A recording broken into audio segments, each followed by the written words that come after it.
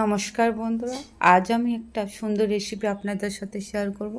ভিডিওটি স্কিপ না করে সম্পূর্ণ দেখতে থাকুন। তার জন্য কড়াইতে আমি পরিমাণ মতো সাদা তেল অ্যাড করে দিয়েছি আর দুটো শুকনো লঙ্কা একটুখানি ফাটিয়ে অ্যাড করেছি। এবার এখানে দিয়ে দিচ্ছি রসুন বাটা।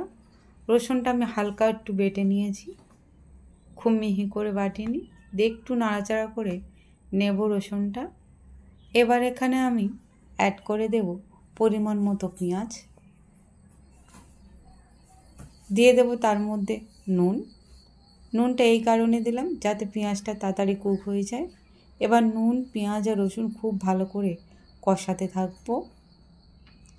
এবার এখানে দিয়ে দেব আমি একটি ছোট টমেটোটা দিয়ে একইভাবে আমি একটু নাড়াচাড়া করে নেব। তবে টমেটোটা আমি এখানে ভেঙে দেব না বা ভাঙবো না। এটা কিছুক্ষণ নাড়াচাড়া করার পর এটা অনেকটা নরম হয়ে গিয়েছে। এবার এখানে আমি অ্যাড করে দেব দুটি কাঁচা লঙ্কা। আপনারা চাইলে লঙ্কাটা কম বেশি করে দিতে পারেন। সামান্য কালারের জন্য দিয়ে দেবো একটু লঙ্কা গুঁড়ো, আর এখানে দিয়ে দেবো হলুদ গুঁড়ো। দিয়ে আবারও খুব ভালো করে এটা আমি কষিয়ে নেব।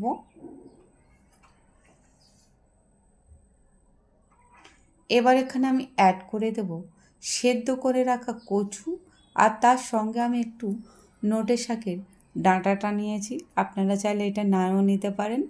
একদম নরম ডগার ডাঁটাটা আমি নিয়েছি। আর এর মধ্যে আমি অ্যাড করে দেব ছোলার ডালটা আমি আগেই সেদ্ধ করে নিয়েছিলাম। এবার ওপর থেকে একটু ঘি ছড়িয়ে দিলাম। এবার এটা আমি কিছুক্ষণ হতে দেব।